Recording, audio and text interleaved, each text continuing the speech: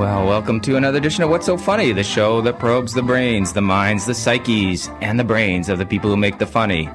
Tonight, we've booked one of the unbookables. Actor, comedian, filmmaker Paul Provenza caps an illustrious career with a live via satellite appearance on What's So Funny. This should be right up there with his appearances on Carson and his production of that disgusting piece of filth we just heard from there, the movie The Aristocrats. And we've flown in a mystery guest to be here in our special Olympic Underground studio beneath the Gassy Jack steam clock. And now a man who some people call Gassy Mac, your host and MC, Mr. Guy McPherson. Hang on a second. Who calls me Gassy Mac? Somebody did earlier today. That is rude. I'm excited. We've got Paul Provenza on the line. Fingers crossed. Paul, can you hear us? I can hear you. Excellent. I can hear every word of this disgusting filth you guys are peddling. You are the purveyor of filth. What a legacy precedes me, huh? Yeah, that's right. How are you doing? I'm doing very well, thank you. It's actually, when I say that, I actually mean it this time. You know, you say that your whole life. I'm doing great. Yeah. I'm doing fine. Why are you so good? Because I'm talking to you. This is perfect. I'm going to retire now. As Kevin said, yeah, thanks. It's been a couple years in the making. Kept saying, hey, you should come on the show. We'll call in. And finally, here it is. I know. Yeah, I always love talking to you because not only are you a highly accomplished practitioner of stand-up, you're an eloquent advocate on its behalf. Oh, it's kind of you to say. And a historian. Course, that has absolutely no worth in the open market. No, not at all, but I appreciate it. You are a bit of a historian too, aren't you? I mean, you go way back. You're not just one of these guys who anything modern is better than anything old, right? No, not at all. In fact, I came up in the mid-'70s. I was a kid. I was a young teenager in the mid-'70s when I started doing stand-up. And I was in the midst of, without realizing it, like a huge sort of seminal time in comedy. And as time has gone on and I've grown to appreciate what was going on around me back then, I went even further back and it's an amazing art form. I'm kind of turning into like the Wynton Marsalis of comedy. You know how he doesn't so much, he's not even so much known anymore for his own jazz, but for the jazz that he propagates. That's right, yeah. Kind of a bittersweet thing, but I'm loving every second of it. Well, I've talked to you. I first interviewed you 2006, I think, and you were talking about comedy as art, and you've already mentioned it being an art form, but also as craft. And by that, I think you mean sort of the workaday professional comics who go out and they do well, they know their craft, as opposed to an artist who will get up there and say whatever he wants, whether the audience cares or not. Is that right? Yeah. I mean, if you want to go down that road, I could do this for hours. You want to go down that road? I do actually. Not for hours. We don't have 4 hours, but I want to go down that road a little bit. Okay. Yeah. Well, there's basically, there's a million ways to categorize comedy and comedians, but I use one very simple dividing line. And that is, from the comedian's standpoint, are you asking the audience to come to you, or are you reaching out and going to them? And that's really what I think is a big dividing line in all art, actually. Do you want to do things that please people, that do you want to be a crowd pleaser? Do you want to reach out there and give them what they want, or what they think they want, or what they know already? Or do you want to do something and have people come to you and find you and discover what it is that you're all about and come into your head, your art? That's a real big dividing line, I think. That's the difference between the painting on the couch over your room in the hotel, or something in a museum. Mm-hmm. And as you say, it's all art forms. There's music. There's top 40 stuff. There's Bob Dylan. Doesn't matter, right? But Doesn't matter. Now, where do you fall on this line as yourself as a stand-up comic? I like to think of myself as falling on the line of doing what it is that I want to do. Right. It hasn't always been that way, and it's not always that way consistently, But I definitely have a sense of wanting to do something a little bit different, which is, The Aristocrats, as bizarre a little movie and as base as the subject matter and some of the material in it is, it's unique. You know, that's the thing about it that makes me the proudest. I really don't care what anybody thinks of it. The one thing that I can say is that you've not seen anything like it before. So as a first-time filmmaker, that's a great accomplishment. You know, it's sort of a personal best for me. I did something that really, truly is unique. But you also care that people like it a bit. Well, no, I hope that people like it, but I'm going to do it anyway. Yeah, and they did like it. It was a big success, wasn't it? Yeah, it was very successful. And the interesting thing about it, in terms of what we're talking about, is that it defied all demographics. You can't really find a demographic for it. Old people, young people, black people, white people, Asian people. There is no demographic. Well-off people, educated people, people who are, blue-collar workers, executives of corporations. It just crossed all boundaries. It's not something that's really tailored to any one person because it's an idiosyncratic idea, an idiosyncratic vision and expression of it, And I think that's what the best comedy does. Mm-hmm. Hey, our special guest has just entered the studio. He sat down. It's Daniel Packard, a Vancouver comic, but an American comic, and I believe you guys know each other.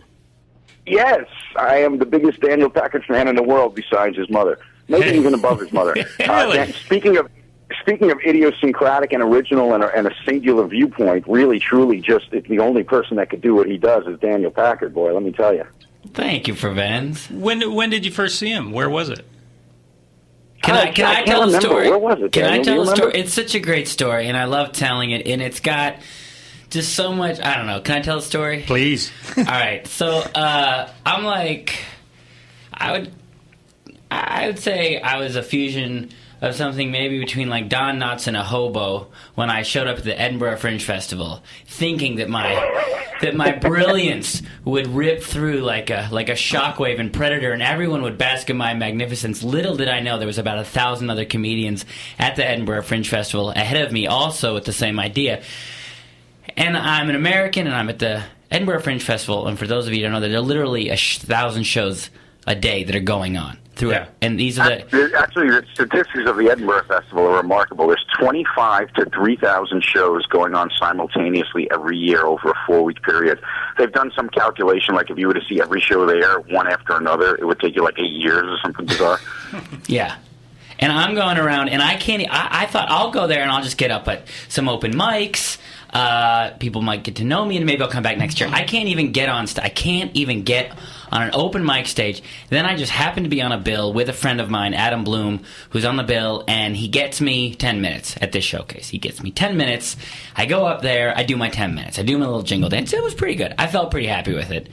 Nothing great, but good. And that was the end of it. And then I'm upstairs, and there's a bar upstairs, and this guy just beelines for me, and he basically just walks right. Can we swear? Yeah. He just walks right up to me, flying at me. I'm like, why? He just looks at me and goes, "Who the fuck are you?" And I was like, "What?" And he goes, that thing you did, that thing that you did. How did you do that? Who the fuck are you? And where did that come from? And I'm like, is he on coke? Is he trying to fuck? I don't know what's going on, but I like the attention. And he sits there, and now this is the cool part. This is the amazing part. Are you ready? Are you ready? Are you ready, listeners? Just sec. All right, go. When I was 8 years old, a full 6 months before I had sex for the first time, I'm 8 years old, and on public television when stand-up was huge in San Francisco. I'm in Berkeley, California. I'm looking at public television, and they had like the best comics of the San Francisco scene. And when I was 8, I saw Paul Provenza on television, and he killed it, and I said, that's what I want to do. Yeah. Why do you look older than Paul Provenza then? Benjamin Button's disease. Now, wait, it gets better. You have to remember. Why? That's from all the coke and fucking we did that week. Oh, that was a hell of a week. So what year is this about? You're talking about in Edinburgh? Probably about 6 years ago. Okay. But now here's the cool part. Not only is there this apocryphal twist, and I don't even know if I use apocryphal correctly, but the point is people generally comics aren't very appreciative of other comics. They're certainly threatened, and I know sometimes comedians don't like what I do, and I don't know why, but they're not really appreciative. Some like it, some don't, but generally comedians don't walk up and ever say good job. Right. And really not established comics. So Provenza really walks up and appreciates the craft of it, humbles himself, and just likes me artist to artist. Now, this is where it gets better. He said, I'm going to help you. Now, when you go, everyone says they want to help you. And I said, yeah. He goes, I'm going to help you. I want people to see this. And he takes time out of his busy schedule. He says he's going to call people, but I don't believe him because no one ever follows through because we're comics. If we could follow through, we wouldn't be comics. So next morning, my phone is like ringing. It was ringing. People said, Provenza said you're the kid. Provenza said we need to come see you. Come down to my thing. Provenza took time out of his schedule. He doesn't know anything about me, sees something that he believes in, and goes around and calls people to help me out, and that's how I got my start in Edinburgh, because of Paul Provenza, no doubt. And Paul, what were you doing there? Were you scouting or were you performing? I was doing. I don't remember exactly what year it was, but I had been going up until the last year or so. I'd been going every year for about 5 or 6 years. It's an amazing place, and it's like a drug. I mean, the first time I went there, I was just overwhelmed. I was like, I have to come back immediately. And I did a 1-hour show there of my own. I went with my film to the film festival there one year. I did I did some plays and sketch work. I did other stand-up. But there's also a really phenomenal late-night comedy scene. After all the shows basically are done by around midnight at the latest, all of a sudden all these other shows start up, and there are all these really interesting, artful, late-night comedy, underground stuff. And I just would go year after year just to do those shows. And I started producing shows over there. I brought about 3-4 shows over, and I just love it there. It's like comedy boot camp. It really is. It's like it's such an intense environment. You do 7 nights a week, and you have to make sure that you get people in to see those shows. So all day long, you're hustling, trying to get people in, doing press if you're able to. Working the lines, working the crowds, and running around from, one performer's got some project going, and he's bringing other people into it, and it's just this incestuous, cool little creative comedy think tank, and you're running around doing all these things, and it's exhausting, absolutely exhausting. By about week 3, everybody has got some sort of, they call it the Edinburgh virus. It's just everybody's sick by week 3 because they're just running themselves ragged. And I just love it. And, the cool part is that around week 3, the comedians are basically going clinically insane from the lack of drinking, the smoke, the Guinness, the syphilis. You're basically comedy pirates, and that's when the comics get raw on these late night things. Weird crap happens. Provenza, would you regale the listening audience with one of your better, frightening 3-week in Edinburgh stories? I think you have one in mind, and I don't know what it is, so I'll let you do it.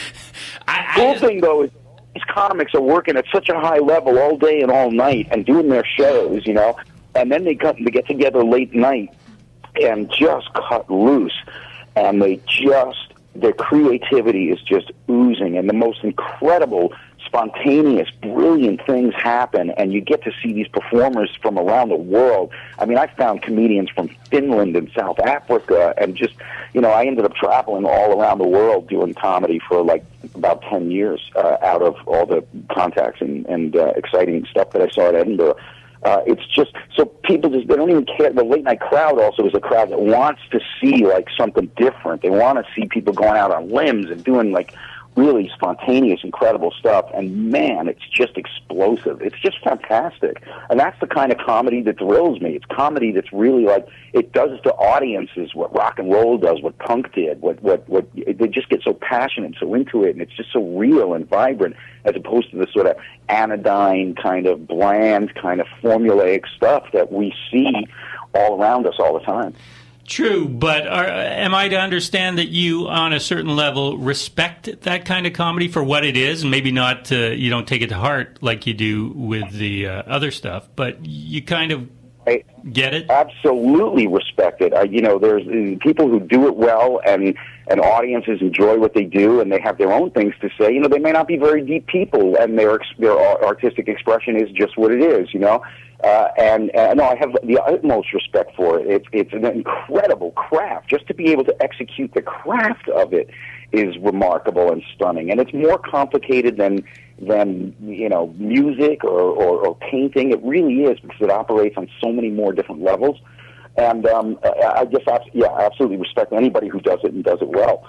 But the stuff that's really compelling to me is who's taking it forward, who's playing with the form, who's changing the art form, who's expanding the possibilities in the art form. That's the stuff that really intrigues me.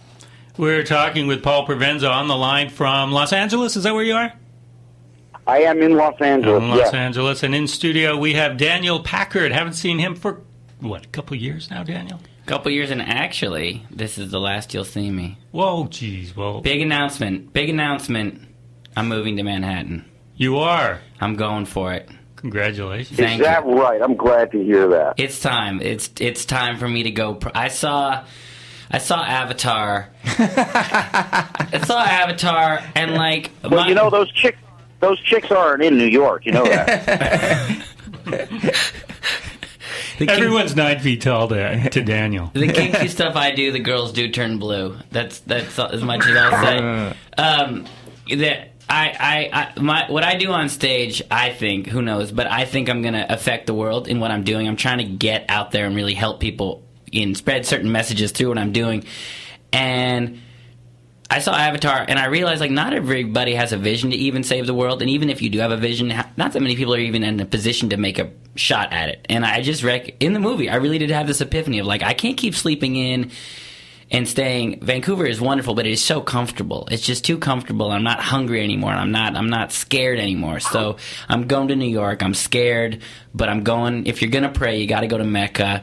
And I'm going, and I'm going to open my show in Manhattan for about... Are you going to blow anything up? I'm a little scared of this Mecca reference. No, don't. It's a metaphor. It's a metaphor, Paul. Because they're a little touchy about that in New York. I know. Don't mention that when you go through customs. All right, fine. Well, I want to second. If anybody doesn't know what Daniel does, many of your listeners don't know what Daniel does. He's not like, you can hear some comedian talking the way he's talking and going, oh, yeah, this is how you feel about what you're essentially doing is dick jokes, But Daniel is, when he's talking like this, he's talking as the artist that he is. And if you ever see him work, let me tell you, man, what's amazing about what Daniel does, so much comedy is really about emotions A through M, and you're only allowed to feel certain things in comedy. And if anybody feels something other than that, they get upset, they walk out, they get mad, they write letters, they complain, TV won't let you put it on, all that sort of stuff. But any other art form is embraced as like going through the entire spectrum of human emotion. And what Daniel does is Daniel gets the audience, through his comedy, the audience enters into its own dialogue, and the feelings and the ideas that come up when he's just doing what he thinks is funny about all this is just remarkable. Daniel's working at a very, very high artful level of comedy. So when you hear him talking like that, don't think he's just being pretentious about a bunch of good dick jokes. He's really doing something interesting. Yeah, I've seen him many times. And Daniel, this is what you want out of your act. This is what you were striving for, right? To hear this, what Paul is, how he describes it. You know why Paul and I get along? I've been at this actually like for a while. The emotional like comedy, helping people explore issues of the humanity they don't want to look at. And I swear to God, I mean this. I think Paul Provenza is one of the only ones that really, I think, gets it and really appreciates it. And maybe and I don't know what it is about. I mean, he's one of the pure art comics. I'm touched that you say that, but I've had people say it to me. I had Robin Williams on the phone with me him just going, you got to keep doing it. You got to keep doing it. George Carlin, said to me, you and me, this was his quote. He said this before, but he put me in it to personalize it in this conversation. He said, when you're born, you're given a ticket to the freak show.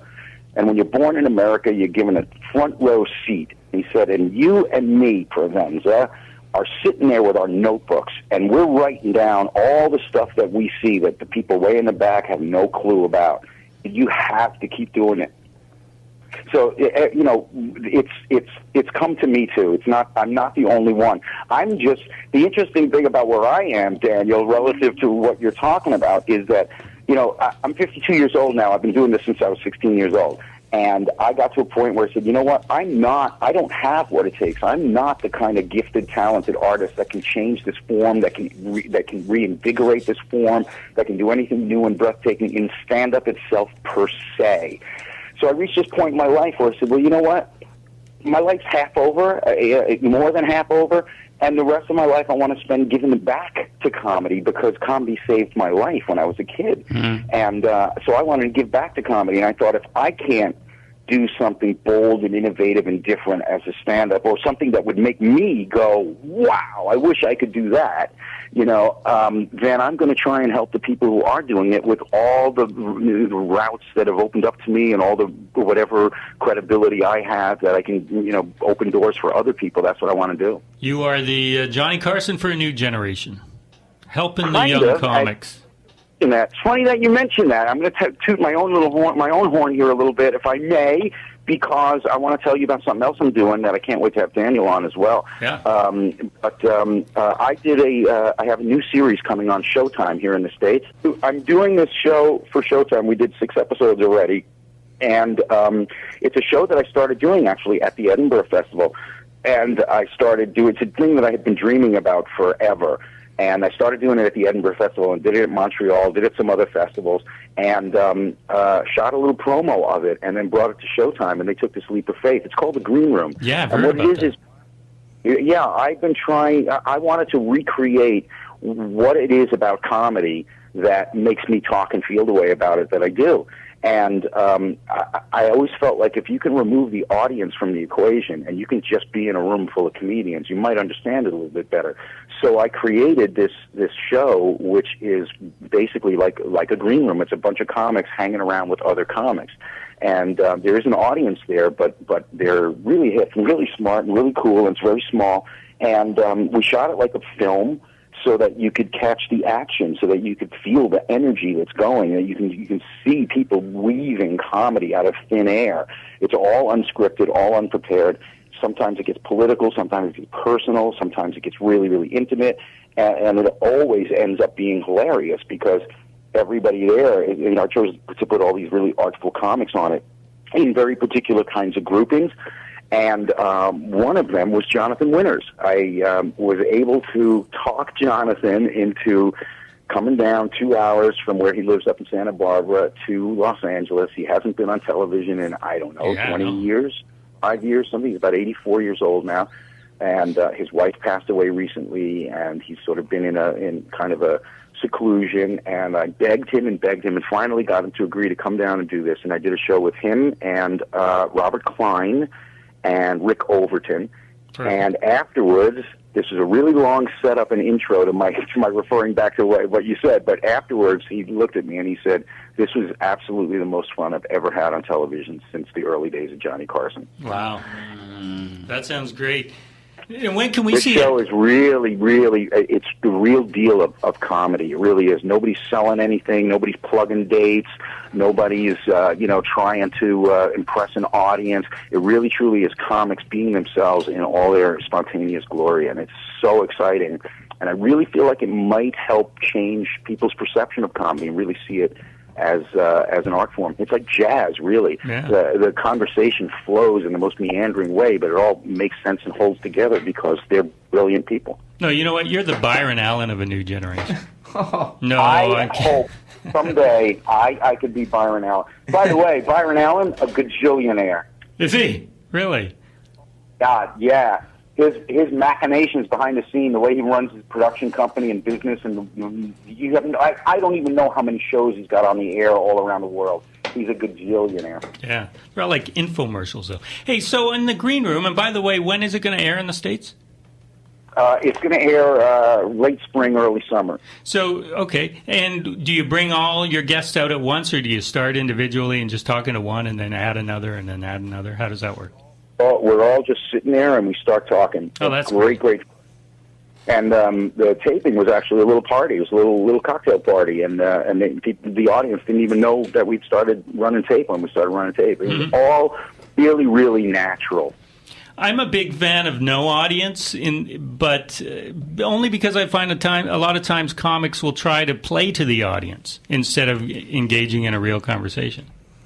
Well, what's your take? I'll tell you, when you have groupings like Eddie Izzard and Drew Carey and Larry Miller and Reginald D. Hunter, they're not interested in talking to anybody else but each other.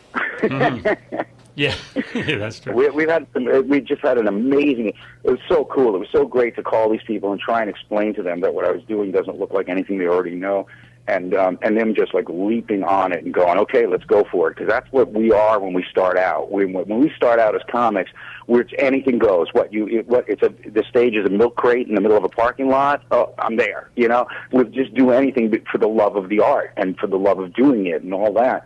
And, I got people like Roseanne Barr to come on, and Andy Dick and Sandra Bernhard and Penn Jillette and Tommy Smothers and Martin Mull. Wow.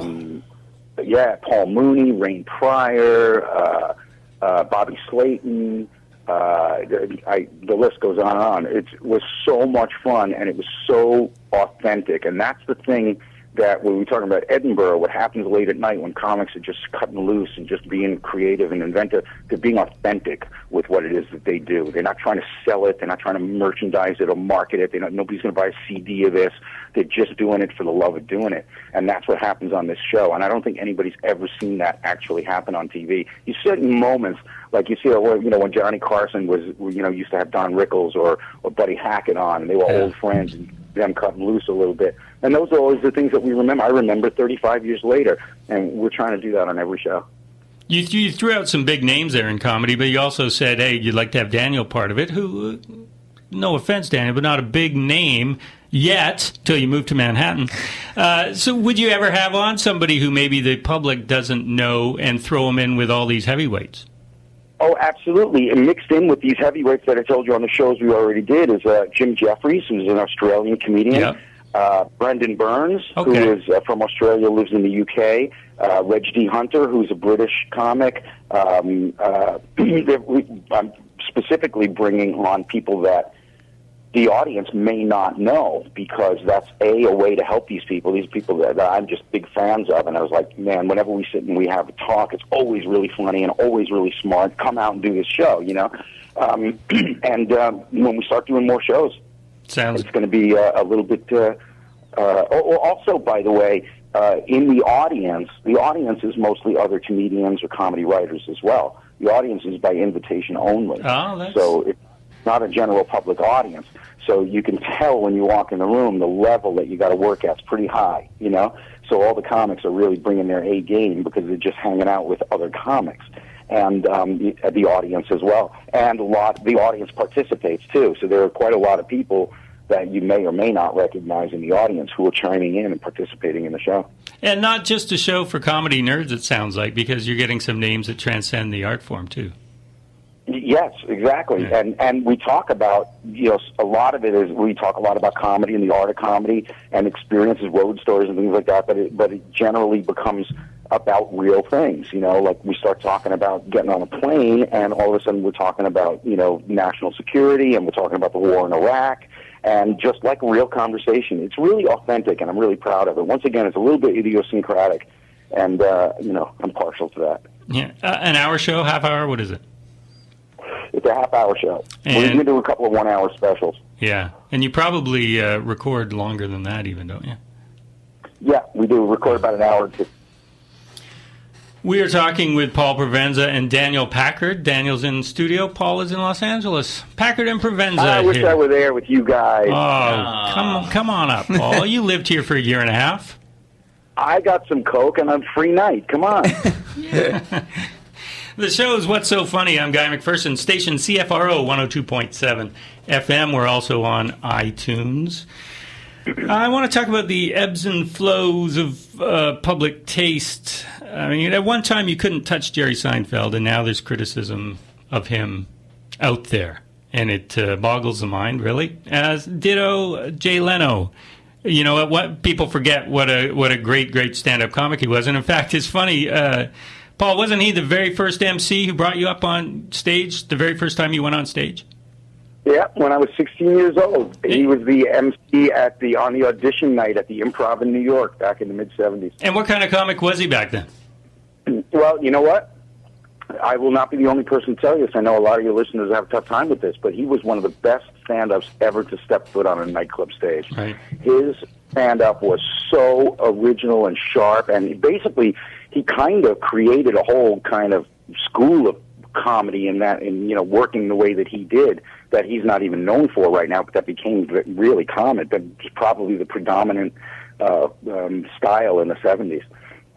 Jay was awesome, man. He was great. He was a phenomenal comedian, which is why it's a little bit heartbreaking to those of us who know him to know that, he had the option to do what Johnny did, break new stars and bring out comedians all the time. But NBC said to him, look, our ratings go down when comedians come on, so do you mind if we don't put any on? And he went, yeah, that's all right, because he's a company man. And that's what happened with this whole thing that went on now, is he just did what the company wanted him to do whenever and whatever it was, Mm-hmm. So, it's a shame because he got that gig with NBC and he just put comedy on the back burner and just made it about merchandising and commerce. Well, when I interviewed him, he mentioned that they do really look minute by minute or second by second at the ratings. An actress will come out and depending on what she's wearing, they can see the spike in the ratings or the drop.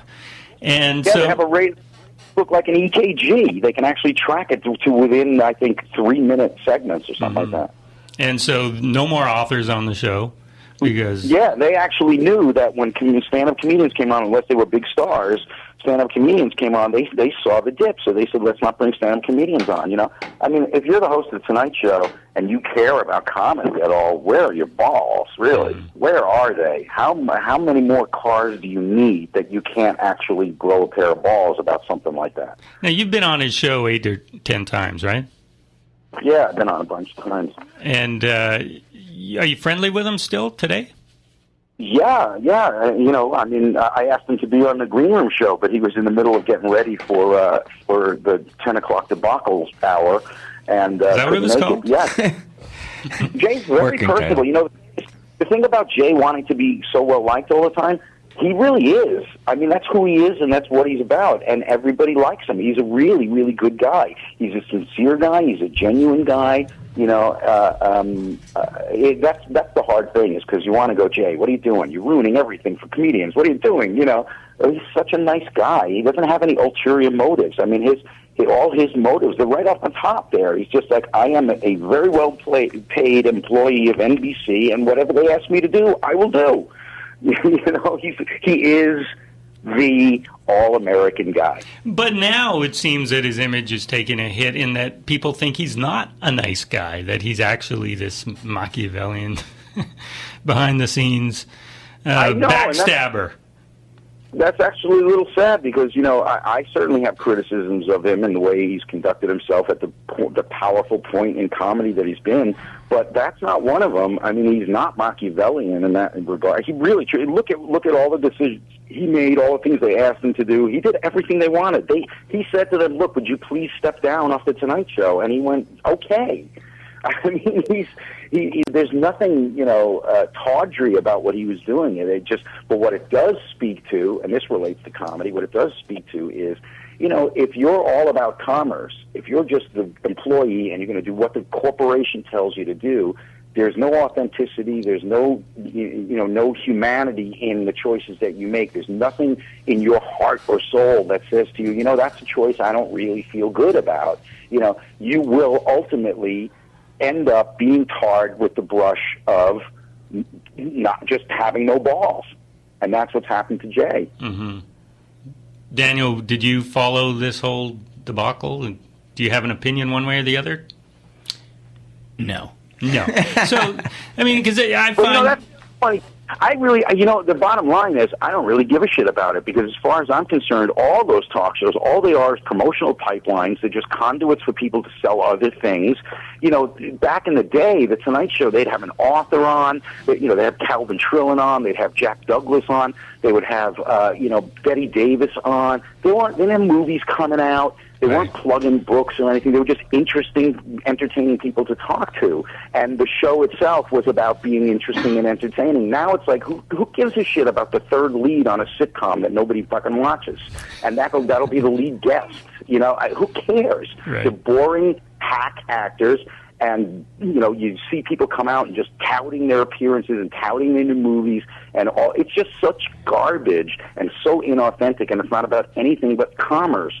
And, so I don't care if all of those shows just crash and burn. I mean, the level of comedy that's happening on all of them is almost negligible. I think most of the comedy that you see on late-night talk shows is what I call a comedy-like substance. It's like cheese food. It's not actually cheese, but, it passes.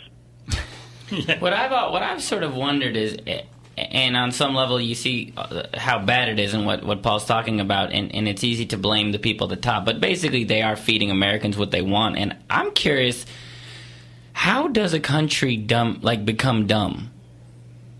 Yeah, I mean, the shows are a reflection of what people would like, and Conan was too quick or sharp or something. I don't know, but I mean, it's 300 million people, and I really start to wonder, like, does the brain change? I don't accept that premise, actually, that TV gives people what they want. I think it's more accurate to say TV gives people what they think it wants. But the truth is that, the viewing public doesn't know what it wants until it sees it. Which is why they should be taking all kinds of chances. They should be doing things that are a little bit different. I understand all their numerical calculations. I get it all, but it's ultimately a house of cards, because nobody knew that anybody wanted to see anything about a gangster going to a therapist. Nobody knew that anybody wanted to see anything about a 30-year-old Jewish comic in New York. Nobody knew that anybody wanted to see a cartoon about a cave family. I don't think they're giving people what they want. I think they're giving people what they think they want, and they're infamous for underestimating the public. They absolutely are, and you can see people leaving in droves as soon as there's another alternative: cable, pay cable, the internet. They're just leaving in droves. They're not giving people what they want. They're giving people what they think they want. And it'll probably take a visionary to bring back a talk show to a major network that isn't all about the plug. I mean, there's always going to be the plug element, but to have on somebody, as you say, the equivalent of a Betty Davis, who doesn't have a film to plug, but it's just an interesting conversation, right? And then they see if that's a hit. If they see that that's a hit, then they might start copying it. I hope so, because that's the thing of all. I mean, look at those late night talk shows. Really, are you ever really compelled? Are you ever, except when there's maybe one person that you're excited about seeing, or you can't believe they're doing the show? Do you ever rush home to see these things? Are you ever really engaged by them? They're just completely uninteresting. I mean, I remember when I was a kid watching Carson, and it's probably the same thing with Daniel, too. That's part of what made us want to be comedians, because we saw something in the comedians that were on that show, and Johnny himself as a comedic entity, and we saw this whole life of all these performers, and there was something alive about it. Now it's like flipping through a catalog. How surreal was it for you? You were on Johnny Carson when you were 23. You grew up watching him, and now here you are on The Tonight Show. I mean, do you even remember it, or was it just all a blur? Remember it? I could tell you everything, every second of it. It was without a doubt one of the great high points of my life. No matter what comes next, that this will be in, if not the biggest. It was a dream come true. It was just, imagine you're a cellist, and someday you dream of playing Carnegie Hall, or you dream of playing in the New York Symphony, whatever. That's what it is for a comic. It was really amazing. It was not just, and for me, it wasn't a professional thing, although I knew that, obviously the professional thing is part of it, but for me, it was just like, wow, I set out to do almost the closest I could think of to the impossible, and I did it. It was just an extraordinary moment. At the age of 23 yet. I mean, that's we don't see that so much now, do we? I mean, if I see a 23-year-old, I think, why is he telling me what's funny? What people don't know about comics, and it goes back to what Paul, it really isn't. I can't, and I don't mean this as a hyperbole, I don't think there's a more difficult job. I mean, if you factor in the fact of the synaptic firepower to be up there, to adjust to the moment. There is nothing else in the world where there are people standing over you, looking at what you do. There's nothing between you and the audience. Every other art form has a layer of remove. Mm-hmm. It's your instrument. It's your music. It's the song you're singing. It's the words of the author you're acting. It's the paint that you put on a canvas that you're not there to see the audience. Any other art form, there is a layer of remove between you and the audience. And there's not judgment also as quickly. When you put the paint on, there's not people standing right there nodding their heads.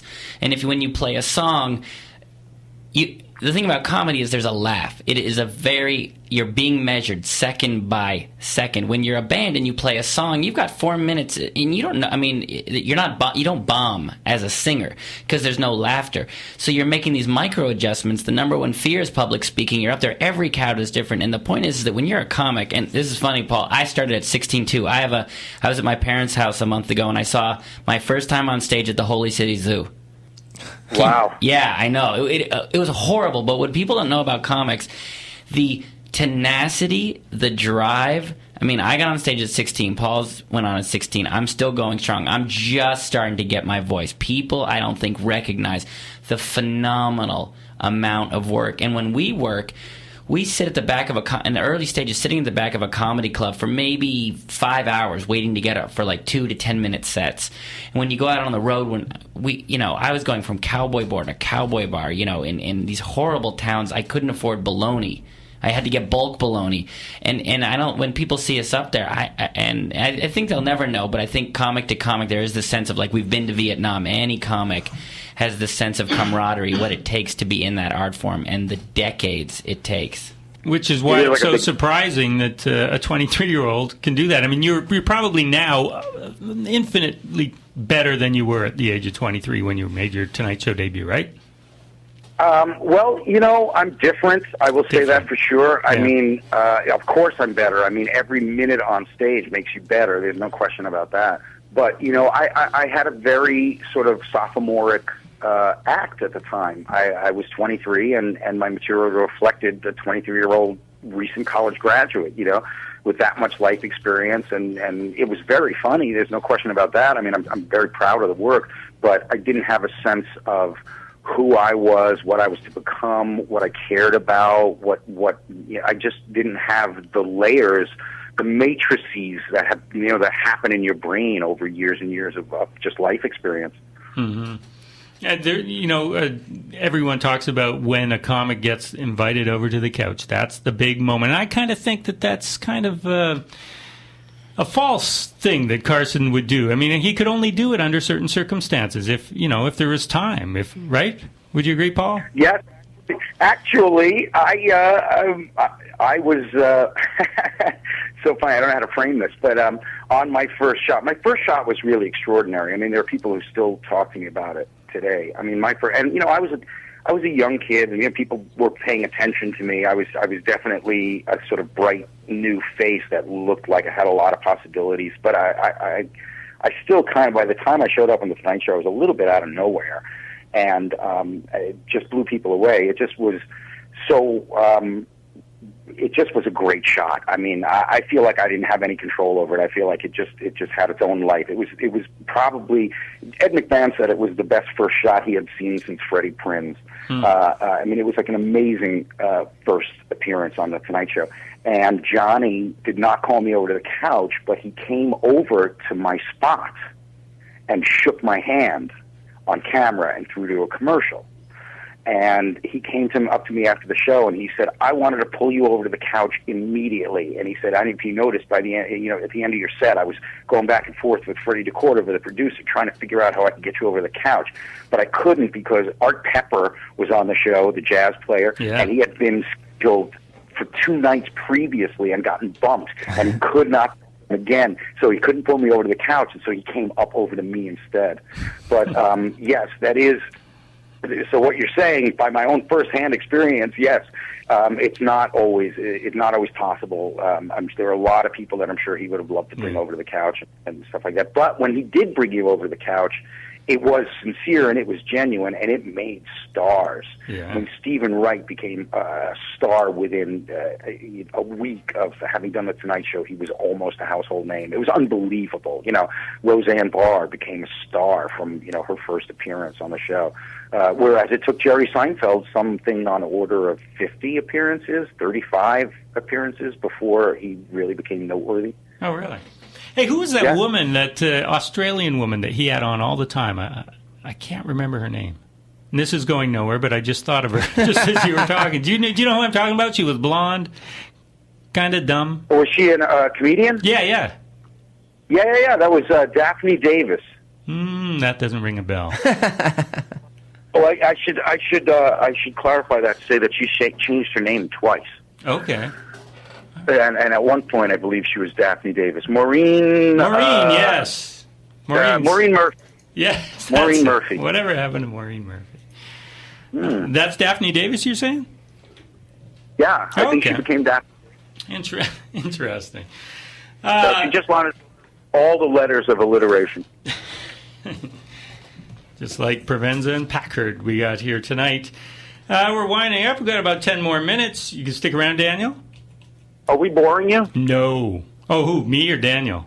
Not me at all. Do you normally have people on the show who aren't like funny, you laugh a minute? Yeah, that's what this show's about. It's about comedy. It's not a comedy show. And I imagine, I guess it's different on the green room because you guys are all comics and you're all, it's serious, but you're also making each other laugh. And it is about comedy as well. Yeah. What it is you get to see the way people see the world through the lens of comedy. You had, last time you were in town, Paul, you played Laugh Lines. And, I'd seen you the time before that where you actually walked up to a table and called some women some names, and it was quite amusing. They probably didn't think so, though. And the last time you got some complaints, and you weren't invited back. Yeah, and well, now you know a little bit of what I do. What do you think about that? Oh, I think that as a comedy club, the owner shouldn't go by the complaints because for every complaint, there's probably 10 people who loved it or more. Mm-hmm. And I've always thought, from when I was a kid going to comedy clubs, it's a risk. You go into a comedy club, you take a chance, and, as long as you're getting a reaction that's not outright hostility from everybody, then, I'm on your side, Paul. That's what I'm saying.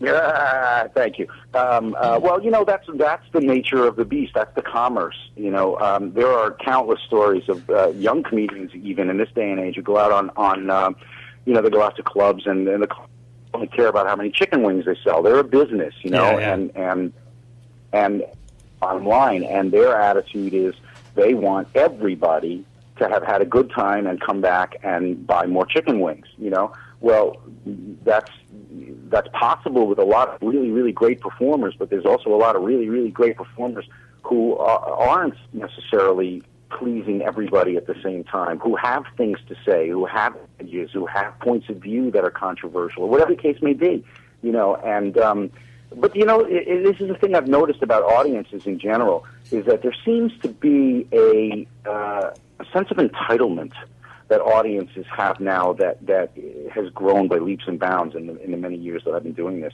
And I see it not only in comedy, I see it in movies, I see it in theater, I see it with any audience. Audiences just seem to have a sense that it has to be what I like, or else I'm upset. If I don't like it, nobody can like it. Yeah, or I don't like it. I want my money back. Well, you write letters of complaint. You shouldn't do that joke, whatever. Well, if you see a movie you don't like to the studio and go, you should have changed the script. I mean, it's just retarded, But I guess that's the trade-off with the intimacy of actually doing comedy with live people. I guess it kind of comes with the territory. But it is remarkable. Now, Daniel, you perform stand-up that isn't quite like the run-of-the-mill stand-up. So do you ever get, feedback from club managers or from based on comment cards? This guy wasn't what I expected. I don't do clubs anymore. I do colleges. I'm brought in as like a college speaker, and I help the. But yeah, I expect to. I mean, but you have done clubs, so in the past. Oh yeah, things like that. I mean, yeah, and especially the stuff I'm talking about is pretty close to the nerve of where people live, and I'm calling out people and stuff they really don't. And I think my stuff, it's used to. Daniel really gets inside people's heads, and he really does a whole inventory psychoanalysis thing on people just through his comedy. You have to start questioning things you think and feel and believe, and a lot of people get defensive when that happens. Especially when it gets truthful. And I'm dealing with gender stuff that generally people don't talk about on stage. Sure. But the best compliment I ever got, it was about a year ago. It was really cool. I did this college show, and it was just raw. I mean, it was raw. It was raw, and it was truthful and just raw. And this woman, with kind of like a turtleneck and a bun, very conservative looking, walked up to me, kind of like dazed. And she walked up and she said, I think I was supposed to be offended several hundred times. But she said, but I wasn't, and I really think I heard some things I was supposed to, so thank you very much. And she kind of walked away. And to this day, like, that's what I want my show. I want to be right to that edge where they're ready to freak, but they like you. Yeah. Well, you have a very high likability quotient. Wouldn't you say? You're talking about people getting pissed off and walking out. I had a really interesting experience it was just so perfect. I couldn't have written it better. I was doing a show in Tahoe, and at the venue I was working at, they had a merch table, and they were like, go out and sign things. Okay, so I go out. So I got off stage and I had to run around before the audience was out. And as I got there, somebody walked out of the theater, turned to me, spit on my shoulder, and walked out. And I was just like dumbstruck, and I was standing there just kind of dumbstruck, and all of a sudden I felt arms around me, and it was two other people coming out after this guy who put their arms around me and said, thank you so much for saying those things and for putting on such a great show. Yeah. And in seconds apart. And that's really the bottom line, is you can't please everybody all the time, as Jay Leno has learned. You do what you do. You do what you do. Some people like easy listening music. They can't even abide punk. Some people only want to hear punk. You can't do what everybody wants. You got to do what you do. And that's a lot of where that comes from. It's a lot of where audiences aren't ready for it. They think of comedy as pop culture. They think of it as popcorn and cotton candy. And there are some performers who think of it more as an art form. Where it doesn't fly for me is that, an average run-of-the-mill, boring comic may be competent, but not to my liking, or maybe to even, a quarter of the audience's liking. They'll never get a comment or a complaint card to the manager because they're just, they're Exactly. average. Exactly. Listen, I remember when Mitzi Shore used to put Sam Kinison on at the store very, very late at night when she wanted to let all the waitresses go home. She wanted to clear the house. She used to put Sam on. Yeah. For years, all Sam did was walk crowds until eventually, like, every night there were 2 people who came back to see him on that late night spot, and then there were 6, and then there were 10, and then there were 15, and then you couldn't get in. So it ended up being like the show would peak at around like 10 o'clock or so, and then it would trail off, and then around midnight, 12:30, when Sam went on, it would be another big spike, and the house would fill up again. It's all, you can't listen to anything but what's in your heart. Hey, Paul, I just wanted to ask, we're running in the last couple minutes here. I read on your IMDb page that there was a chance that you would have taken over from Letterman when he moved to CBS, and that's the show that Conan got. Is that true? Well, actually, if you read The Late Shift, the book about the Letterman-Leno NBC late night wars, when Jay took over the Tonight Show, it mentions that. It mentions that there were a few people who were in contention. And I actually, at the time, I was Jay's first choice. The network asked Jay, well, who do you think would be good at this? And he put me at the top of the list. So he was really, really generous to me and really supportive, because I had a show on Comedy Central at the time. And he used to tape it and watch it all the time because we're all mutual friends of it. We're on it all the time. And so he brought tapes of me doing that show to NBC. And when it came right down to it, it became an 11th hour decision where NBC wanted me to take over the show, but they had already brought in Lorne Michaels as a producer who had complete creative control. And he said, no, I want Conan. And it was an interesting scenario. Disappointing to you? No, not really. To be honest, I didn't even want to do the show. I just wanted to get the offer. It's nice to be thought of. It was really buzzy and it was in the papers all the time and everything. And I thought, wow, how hilarious would it be if I got offered that show and then turned it down? Because at the time I had a lot of other things going on. And when you do a show like that, it's absolutely full time. I mean, that is your life, Mm-hmm. And I just felt like it was not really what I wanted to do at that point. If they had offered me the Tonight Show at that point, I wouldn't have done it. No way. I would have gone, there's no way I'm ready to do that.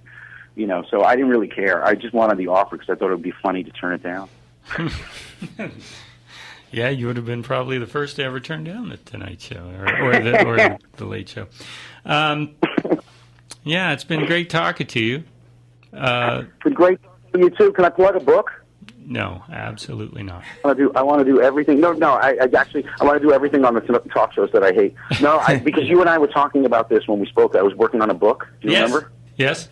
Yeah, it's coming out in May. It's called Satiristas, and it's That's right. my interviews with 50 different people who work in subversive and countercultural and political satirical comedy. A really bizarre cross-section with beautiful photographic art portraits of each of them, not as comedians, but as interesting people, It's pretty cool. It's a lot in the same vein of what we've been talking about. Yeah, so you sat down with him, recorded it, and it's a transcript of those interviews? Yeah, I interviewed everybody and wove them all in a way that seems random, but actually kind of makes a nice little statement. I actually have George Carlin's last interview. He died about a week and a half after we spoke. He wouldn't speak to me. He probably just didn't know you. That's true. He didn't. Hey, thanks so much, Paul. Daniel, you got something to plug? You're going to Manhattan. When are you leaving? I'm on tour for a couple months, and then March or April. I'm pretty excited. Vancouver was very good to me. Canada was really good to me. I got to develop what I wanted to do in a place, and it's a country that supports. I was able to earn a living and get better at what I did without being famous, because like Paul said, when you get that fame, it tends to dilute the voice of what you're trying to do. So I was able to really develop what I wanted to, and then I'm going to go take it. So I want to thank Canada, thank Vancouver, thank you for helping me out and giving me that space to develop it. Daniel, for a moment here, I just want to jump on that for a second. Yeah. Thank you, guy. Thank you, seriously, because you know what? You're one of very few journalists that write about comedy in a way that speaks to comedians and talks about it as something other than just, hey, who's the wacky, nutty guy, And I just want to tell you, there's very precious little comedy criticism, comedy critique, comedy, real journalism about comedy, and you're one of the few doing that, and it is much appreciated. Well, thank you very much. It's a love fest. It's true. It really is. I think we should end on that note. Paul, come back anytime, either on the phone or in studio. All right, next time I'll have a few laughs for you, though. Hey, just bring yourself. For the record, Conan is off the air, and Paul is doing radio right now, so... You win. At a Conan now. Oh, we're head to head now. And we got the green room to look forward to in May or June, right? Yeah, absolutely. And Satiristas is coming out in May. But seriously though, how funny were those guys? Were Conan, Leno, and Letterman, and even Kimmel? How funny were they? Finally, their monologues were like really juicy and interesting and cool and sharp. I love you, Paul. I'll see you later. It was a great couple weeks. Okay, Paul. Thanks. Thanks, Daniel. Easy, Daniel. Safe travels. Good night, everyone.